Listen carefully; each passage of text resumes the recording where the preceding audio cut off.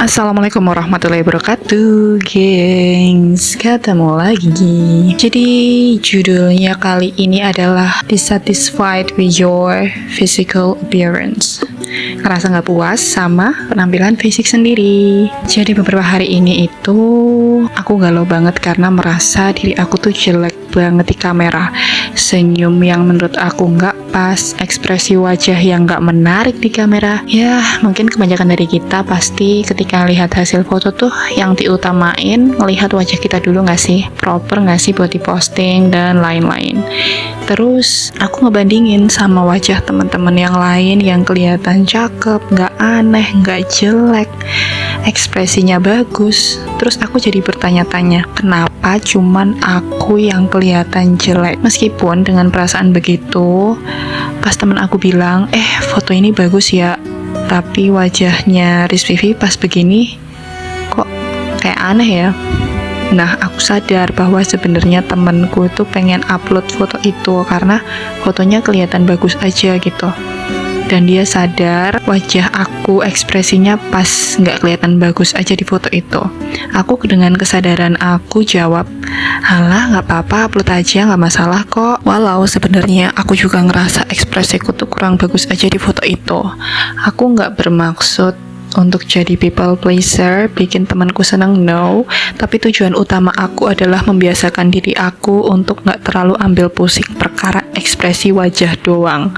Wajah agak cringe pas awal, tapi nggak apa-apa, pede aja. Aku ngelatih itu, dan aku rasa nggak semua orang bakal notice juga ekspresi wajahku. Dan kalaupun notice ya nggak apa-apa. Dan tahu nggak? Pas malam aku jadi kepikiran dimana di setiap foto aku ngerasa aku nggak fotogenik, nggak bagus pasti foto, mau senyum kelihatan gigi, nggak kelihatan gigi, kayak ngerasa nggak pas terus ekspresi aku. Dan jujur ya, aku ketika upload foto pasti aku lebih fokus ke gimana penampakan aku dulu. Kalau temen upload mah bebas mau pakai foto yang mana, asalkan bukan yang ada foto aku yang memalukan gitu. Ekspresi wajah tuh masih bisa dibilang bukan masalah besar ya, meskipun ya kurang puas aja gitu. Next, aku semakin ngelihat hasil foto yang nunjukin wajahku kok kelihatan bulat ya, double chinnya kelihatan, kulitnya nggak rata, nggak mulus kayak yang lain, wajahnya kusam, padahal aku udah pakai skincare dan aku juga pakai makeup. Aku kan berkerudung ya kalau di luar rumah. Nah, wajar banget dong pas di rumah aku foto tanpa hijab, video tanpa hijab juga, bukan buat diupload ya, tapi buat disimpan sendiri. Aku ngerasa tuh aku cantik gitu. Tapi ini persepsi aku ya, bebas orang di luar sana mau persepsi apa. Nah, terus aku tuh ngebandingin foto aku pas berkerudung sama foto aku pas nggak pakai kerudung. Aku kok ngerasa lebih cantik sih pas nggak berkerudung. Jadi berandai-andai gimana kalau aku nggak berkerudung aja biar kelihatan cantik di publik. Hayo loh, ada yang salah kali sama mata aku. Dibutain setan kali ya, biar ngelihat pas nggak pakai kerudung tuh cantik, biar teriming-iming lepas kerudung. Ya Allah, aku doa biar mata aku nih ngelihat aku tuh cantik juga pas pakai kerudung.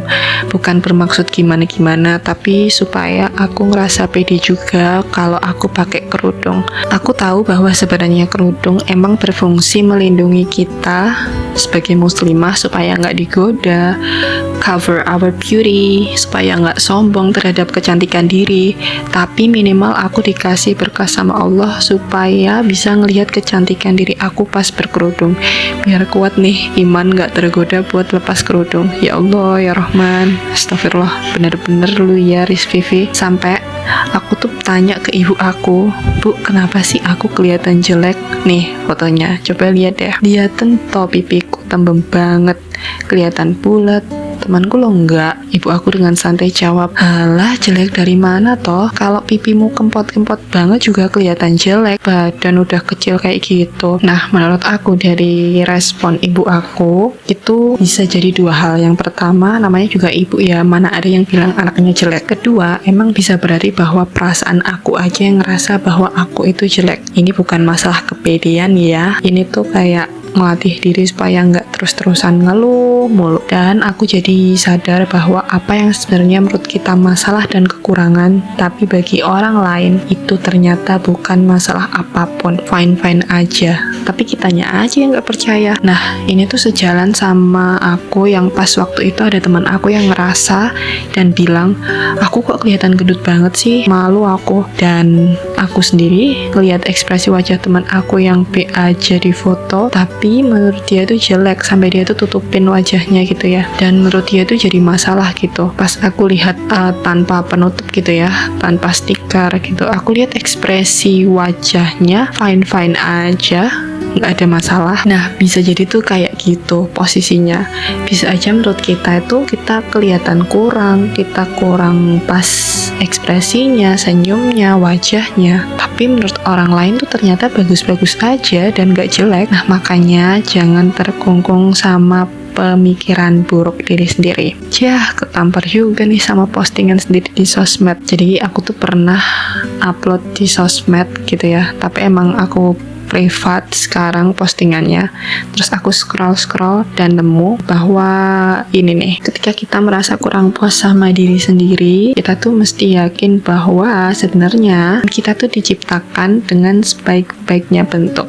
Ini terutama buat yang teman-teman muslimah. Jadi itu aku tertampar sama postingan aku sendiri. Coba buka deh surat At-Tin, surat ke-95 ayat 4, yang artinya intinya itu adalah sungguh kami telah menciptakan manusia dalam bentuk yang sebaik-baiknya. Jadi nggak ada kurangnya, nggak ada jeleknya, sebaik-baiknya. Terus juga aku tertampar sama ucapannya Mufti Meng yang kalimatnya tuh kayak gini, if Allah give you something, your identity, your looks, your height, perhaps your texture, your head type, whatever it may be, love it.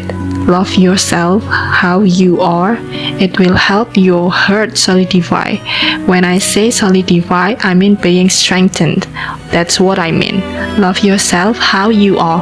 Look at yourself in the mirror with your blemish, with your pimples, with the few hairs in your nose and a few eye bags. It's okay. I love myself the way Allah made me. Yang intinya dari kalimat itu adalah Allah tuh udah ngasih kita semuanya, sesuatu, identitas kita, penampilan kita, tinggi badan kita, tekstur di kulit kita, bentuk rambut kita kayak gimana. Cintailah itu. Cintai bagaimana kamu diciptakan. Coba deh kamu lihat di kaca dengan mungkin kamu rasa dengan kekurangan kamu, mungkin yang kamu rasa itu kekurangan, misal kayak skin texture, terus dengan jerawat kamu, atau mungkin dengan kantong mata yang kelihatan gitu. Itu tuh nggak apa-apa, dan cintai diri kamu dengan apa adanya Allah menciptakan kamu. Nah, jadi jangan sampai keterusan ngerasa kurang, terus terima dulu diri sendiri. Gak boleh benci sama diri sendiri. Mau merubah diri kamu, boleh,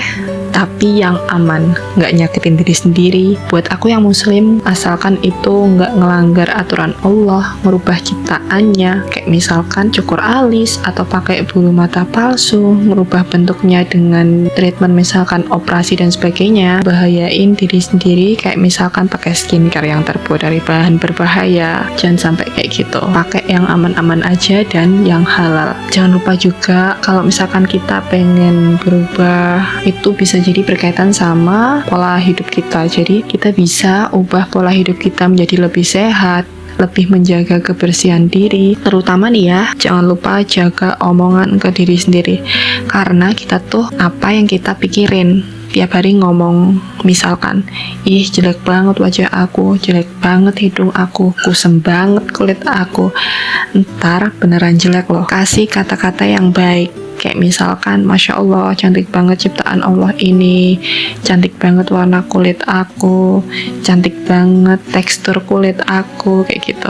Karena kata-kata itu ada powernya. Tahu nggak sih? Jadi ada percobaan nih ya, satu gelas ini diisi sama nasi atau kayak ketan gitulah, jadi nasi ketan gitu. Nah, ini satu gelas diisi, satu gelas yang lain juga diisi. Nah, kita anggap aja gelas yang A ini itu tiap hari dibilangin kata-kata yang positif, kayak misalkan thank you dan sebagainya, pakai kata-kata yang positif. Satu gelas lagi, kita misalkan nih gelasnya B, itu dibilangin kata-kata negatif tiap hari. Tahu nggak, setelah beberapa hari hasilnya itu beda coy, antara gelas yang A sama gelas yang B. Gelas yang A itu tuh dia berfermentasi dengan baik, aromanya harum, pokoknya yang baik-baik gitu. Nah, yang satunya hasil nasi ketannya tuh jadi menghitam, jadi busuk. Si gelas yang B ini yang dibilangin kata negatif tiap hari, kayak misalkan kamu buruk dan sebagainya gitu. Terus aku jadi keinget nih, kalau kita makan dan minum itu kan biasanya diawali sama doa dulu. Nah, aku jadi mikir, kenapa sih dianjurkan berdoa? Yang inti dari berdoa itu kan berisi kata-kata. Itu kata-kata doang loh ya, kita bayanginnya. Ternyata dari kata-kata itu tuh emang sepengaruh itu buat tubuh kita misalnya. Jadi mulai sekarang pede aja coy.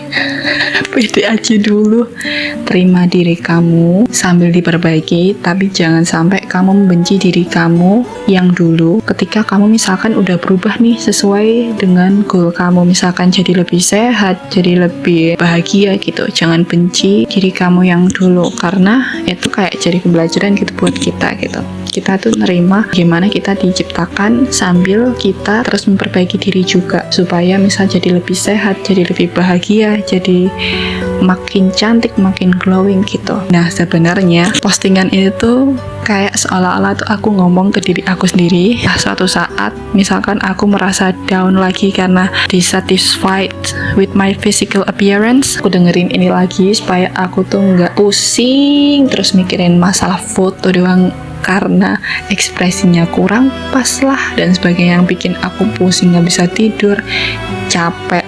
Mending mikirin yang lain gak sih? Mending fokus ke solusinya. Ya, udah segitu dulu ya. Sampai ketemu di postingan aku berikutnya. Wassalamualaikum warahmatullahi wabarakatuh.